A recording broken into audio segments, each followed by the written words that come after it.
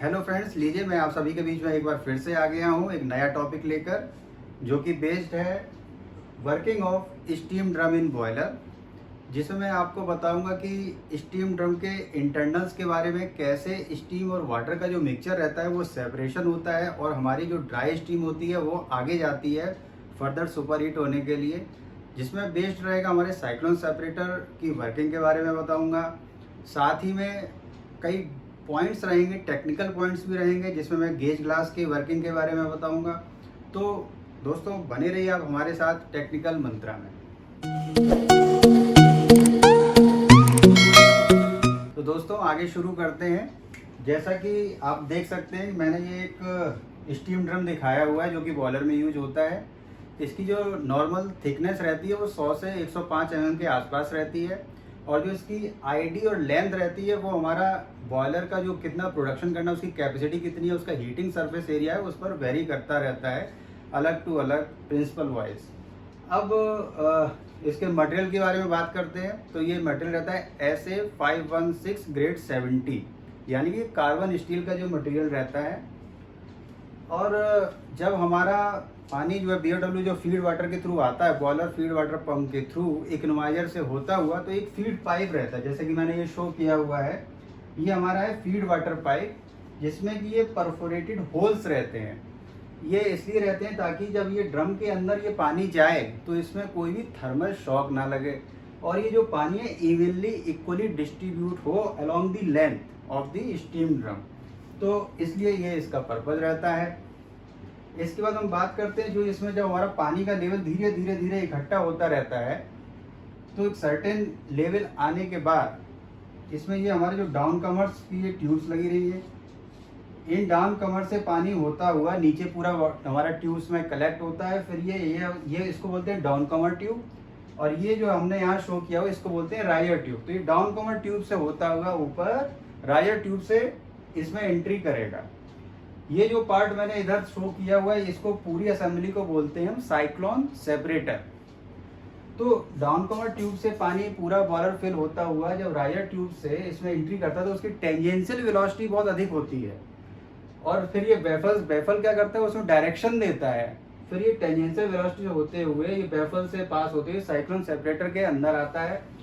Cyclone separator में क्या होता है, जब ये इतनी वेलोसिटी से अंदर आएगा तो इसमें एक स्पिनिंग एक्शन होता है, ऐसे ऐसे वाटर जो है मूव करता है। तो ये स्प्रिंग एक्शन से इसकी जो वॉल्स रहती हैं इनसे टकराता है स्टीम और वाटर का मिक्सचर। तो इससे एक सेंट्रीफ्यूगल फोर्स जनरेट होता है। इस सेंट्रीफ्यूगल फोर्स के जनरेट होने से, और ये वॉल पे जब ये स्ट्राइक करता है स्टीम और वाटर का मिक्सचर, तो जो पानी रहता है वो डेंस होने के कारण, डेंसिटी डिफरेंस के कारण ये नीचे की तरफ गिर जाता है, और जो स्टीम रहती है वो ऊपर की तरफ जाती है। ठीक है, क्लियर। इसके बाद हम नेक्स्ट स्टेप क्या रहता है इसमें, ये जो ऊपर का पार्ट ये हट टाइप्स में दिखाया हुआ है, इसको बोलते हैं प्राइमरी स्क्रबर। इसका काम क्या रहता है, जो प्राइमरी स्क्रबर रहता है इसमें जो हमारा मॉइस्चर कंटेंट फिर भी अगर थोड़ा बहुत रह गया है, इससे फर्दर स्ट्राइक करता है। इस पर फर्दर स्ट्राइक करने के बाद जो हमारा मॉइस्ट कंटेंट है वो नीचे की तरफ जाता है, फिर स्टीम ये आगे की तरफ ये स्टीम बढ़ती है, और ये जो स्टीम आगे की तरफ जाएगी, फिर हमने ये जो पार्ट्स में दिखाया हुआ है इसको बोलते हैं सेकेंडरी स्क्रबर। कई जगह इसको ड्रायर भी बोलते हैं, कई लोग जगह डेमिस्टर भी बोलते हैं। यहाँ पर क्या होता है, यहाँ पर हमारा जो है जो रेसिडुअल मॉइस्चर रह गया है फर्दर स्टीम के साथ अगर कैरी हो रहा है, तो यहाँ पर फर्दर इसमें क्या होता है, इसमें मैश रहती है बहुत ही बारीक, ये केवल अलाउ करता है स्टीम को ही बाहर जाने के लिए, और फर्दर जो हमारा मॉइस्चर वो नीचे की तरफ गिरेगा, मॉइस्चर जो है ड्रम में कलेक्ट हो जाएगा। फिर ये जो ऊपर से जो जाएगी जो स्टीम को और प्योर कर देगी। इसलिए हमने जो इंटरनल्स के जो दो पार्ट लिए हैं, पहला लिया है सेपरेशन, दूसरा लिया है प्योरिफिकेशन। तो सेपरेशन इधर हो गया, और जो प्योरिफिकेशन का जो पार्ट है वो हमारा सेकेंडरी स्क्रबर से होता हुआ प्योर फॉर्म में हमारा स्टीम कलेक्ट हो रहा है, जिसको हम बोल रहे हैं सैचुरेटेड स्टीम टॉप हेडर। तो दोस्तों यहाँ पर हमारी स्टीम जो है प्योर फॉर्म में यहाँ पर कलेक्ट हो गया। इसके बाद फर्दर सुपर हीटर है, सुपर हीटर में फर्दर सुपर हीटेड टेम्परेचर तक ले जाते हैं, फिर हमारा मेन हेडर में स्टीम जो है मिल जाता है। और जो डिफरेंस रहता है सुपर हीटेड स्टीम टेम्परेचर से लेके सैचुरेटेड स्टीम टेम्परेचर, उनका जो डिफरेंस रहता है उस टेम्परेचर का, उसको बोलते हैं डिग्री ऑफ सुपर हीट। तो दोस्तों ये तो हो गई सेपरेशन की बात। साथ ही में इसमें अगर इधर देखेंगे तो ये हमने एक सेंटर लाइन ये डॉटेड दिखाया हुआ है। अब इसमें जो सेंटर लाइन ये रहता है ड्रम का, इससे करीब 1 से 1.5 इंच के नीचे ये जो लेवल रहता है 1 से 1.5 इंच के नीचे, यहाँ पर लेवल हम एज्यूम करते हैं ये 50% लेवल होता है। कई जगह कन्फ्यूजन रहता है कि लेवल इसमें कैसे मेजर करते हैं। तो सेंटर लाइन से 1 से 1.5 इंच नीचे देखेंगे तो ये 50% लेवल को शो करेगा। साथ में ये साइड में ये 2 मेन होल दिखाए हुए हैं यहाँ से। अब ये इसमें क्वेश्चन आता है, ये मेन होल रहता है ये इलिप्टिकल शेप का रहता है। वो इसलिए रहता है क्योंकि इसमें 2 जॉइंट रहते हैं। एक होता है लॉन्गिट्यूडनल, जब हम इसमें ड्रम में जब कट मारेंगे तो एक होता है लॉन्गिट्यूडनल जॉइंट, एक होता है सर्कमफेरेंशियल जॉइंट। तो लॉन्गिट्यूडनल जो जॉइंट रहता है वहाँ पर स्ट्रेस मैक्सिमम रहता है, तो इसलिए वहाँ पर एक माइनर कट लगाते हैं। और जब सर्कमफेरेंशियल जॉइंट जो रहता है वहाँ पर हम मेजर कट लगाते हैं, तो इसका जो शेप जो कट निकल के आता है वो इलिप्टिकल रहता है। इसलिए उन्होंने लिखा है इलिप्टिकल स्ट्रेस मिनिमम रहता है व्हेन होल इज कट, इसलिए इलिप्टिकल शेप का रहता है। इसके बाद इसमें जो पीएसवी रहते हैं, ये 2 पीएसवी जो मैंने दिखाए हैं left hand side and right hand side, इसकी जो वैल्यू रहती है पीएसवी की, प्रेशर सेफ्टी वॉल्व बोलते हैं, वो इसकी डिजाइन प्रेशर के आसपास रहती है, जिसको मैक्सिमम अलाउएबल प्रेशर भी बोलते हैं। कई बॉयलर्स में उसके हीटिंग सरफेस एरिया और कैपेसिटी के अकॉर्डिंग 120 kg रहता है, कई बॉयलर में ये 129-130 kg भी रहता है। इसमें कोई आइसोलेशन वॉल्व नहीं देते हैं, चाहे हमारा ड्रम का सेफ्टी वॉल्व हो चाहे वो हमारा सुपर हीटर आउटलेट में हो, उसमें कोई आइसोलेशन वॉल्व नहीं देते। कोई गलती से अगर आइसोलेट कर दिया तो ब्लास्ट हो जाएगा सेफ्टी के पॉइंट ऑफ व्यू से इसमें कोई आइसोलेशन वॉल्व नहीं देते हैं। इसके बाद एक आता है इसमें air vent, drum air vent बोलते हैं, और ये सैचुरेटेड स्टीम टॉप हेडर, इसमें भी एक वेंट दिया रहता है। इसको ये भी एक एयर वेंट ये हो गया, ये हो गया। इसका यूज क्या रहता है, जब हम बॉयलर का स्टार्टअप करते हैं, बिगिनिंग से हम कोल्ड स्टार्टअप कर रहे हैं, तो इसमें जब हमने बॉयलर में पानी भरा तो इसके साथ में कोई भी हमारा इनर्ट आ जाता है, कोई हमारा मान लीजिए डिजॉल्व ऑक्सीजन जो रहती है जो डिजॉल्व नहीं हुई है तो उसको निकालने के लिए बिगिनिंग में हम एयर वेंट का यूज करते हैं। नॉर्मली हम 2 kg जब बॉयलर का स्टार्ट करते हैं 2 kg प्रेशर आ जाता है, उसके बाद इसको बंद कर देते हैं। तो एक तो ये यूज हो गया। दूसरा, जब हम बॉयलर का शट डाउन कर रहे हैं तो शट डाउन करते समय भी जब 2 kg प्रेशर आ जाता है तो हम इसको ओपन कर देते हैं, क्योंकि जो भी स्टीम होती है वो कंडेंस होने लगती है, तो स्टीम कंडेंसेशन से वैक्यूम की पॉसिबिलिटी ना बने, इसलिए हम शट डाउन के टाइम भी इसको ओपन कर देते हैं। दूसरा एक पॉइंट और रहता है, जैसे कई इकोनोमाइजर का ड्रेन हो गया, ड्रम के ड्रेन हो गए, जो डिफरेंट ड्रेन एक कलेक्ट होता है वो होता है सैचुरेटेड ड्रेन हेडर। ये डिफरेंट ड्रेन में इसमें कलेक्ट होते हैं।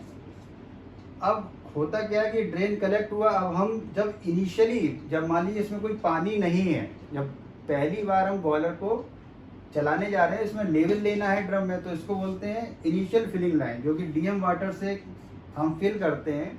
सैचुरेटेड ड्रेन हेडर में हम पानी देते हैं डीएम वाटर का, फिर ये उल्टा चढ़ता है, बैक जो है ड्रम में लेवल लेते हैं।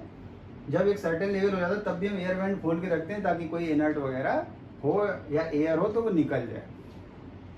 एक तो ये एयर वेंट का फंक्शन समझ में आ गया। इसके बाद एक ये पॉइंट लिया है, ये 2 गेज ग्लास होते हैं, ये साइड में ये दिखाए गए हैं, एक ये left hand side and right hand side. इसमें 2 आइसोलेशन है, ऊपर चूंकि स्टीम होगी, ये हो गया स्टीम का आइसोलेशन वाल्व, नीचे पानी होगा, ये हो गया पानी का आइसोलेशन वाल्व। अब जो है फर्स्ट टाइम मान लीजिए हमको गेज ग्लास को लाइन में लेना है, तो हमारा ये वाल्व ऊपर का बंद रहेगा, क्लोज रहेगा, ये भी क्लोज रहेगा, ड्रेन ओपन रहेगा। ये बिगिनिंग की कंडीशन हो गई। अब मान लीजिए हम इसको लाइन में लेना है, अब लाइन में लेना है तो क्या करेंगे, ड्रेन हमारा ओपन है, सबसे पहले स्टीम का आइसोलेशन वाल्व पार्शली खोलेंगे, फिर गेज ग्लास में धीरे धीरे गर्म होगा, फिर ड्रेन से चेक करेंगे कि भाई कुछ आ रहा है कि नहीं आ रहा है, थोड़ा थोड़ा मॉइस्ट है, थोड़ा कंडेंसेट फॉर्म में, थोड़ा स्टीम फॉर्म में, मिक्सचर टाइप से आने लगेगा। उसके बाद वाटर का आइसोलेशन वाल्व पार्शली खोलेंगे, फिर देखेंगे कि भाई क्या क्वांटिटी आ रही है, ड्रेन में चेक करेंगे, धीरे धीरे हमारा गेज ग्लास भी गर्म हो जाएगा, 100 डिग्री के आसपास आ जाएगा। फिर हम ड्रेन वाल्व को बंद कर देंगे, फिर स्टीम आइसोलेशन वाल्व और वाटर का जो आइसोलेशन वाल्व है इसको फुली खोल देंगे, तो इससे हमारा गेज ग्लास के थ्रू लेवल पता चलता रहेगा फील्ड में कि भाई ड्रम में कितना लेवल है। तो ये गेज ग्लास की चार्जिंग का प्रोसीजर हो गया। इसमें साथ ही में जो जब हम बॉयलर का शटडाउन ले लेते हैं, पानी भी कभी कभी ड्रेन कर देते हैं, कभी नहीं करते हैं, डिपेंडिंग ऑन दी कंडीशन की कितने दिनों का शटडाउन है। तो इसमें एक आईजी की लाइन दी होती है, आईजी बोलते हैं इनर्ट गैस नाइट्रोजन, ये दी जाती है सैचुरेटेड स्टीम टॉप हेडर में। साथ ही में क्योंकि ये आउटलेट सुपर हीटर के थ्रू गया, तो सुपर हीटर आउटलेट लाइन में भी एक आईजी की लाइन, नाइट्रोजन की लाइन दी जाती है। जिन इंडस्ट्री में आईजी या नाइट्रोजन अवेलेबल होती है उसको बोलते हैं ड्राई प्रिजर्वेशन। जिन इंडस्ट्री में नहीं होता है, आईजी अवेलेबल नहीं है, वहाँ वेट प्रिजर्वेशन भी करते हैं। वहाँ पर क्या करते हैं कि भाई लेवल हम लेके रखते हैं, साथ में वहाँ पर हम पीएच और हाइड्रोजन चेक करते रहते हैं ताकि कोई हमारा ऑक्सीजन वगैरह एक्यूमुलेशन ना हो। जिसमें हम पीएच मेंटेन करते हैं 10, हाइड्रोजन मेंटेन करते हैं 200 ppm के अराउंड। तो वो वेट प्रिजर्वेशन के नाम से जाना जाता है सर्टेन प्रेशर पे। तो और साथ में वो चेक करते रहते हैं, सैम्पलिंग करते रहते हैं। अगर उनको लगता है कि भाई हमारा हाइड्रोजन 200 ppm से कम हो रहा है तो फर्दर फ्रेश वाटर मेकअप करके भी ड्रेन करेंगे, फ्रेश वाटर मेकअप करेंगे, फिर सैम्पलिंग करेंगे। तो वो वेट प्रिजर्वेशन के नाम से जाना जाता है।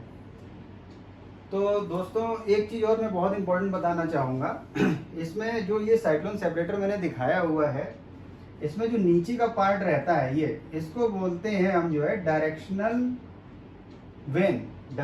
वेन बोलते हैं।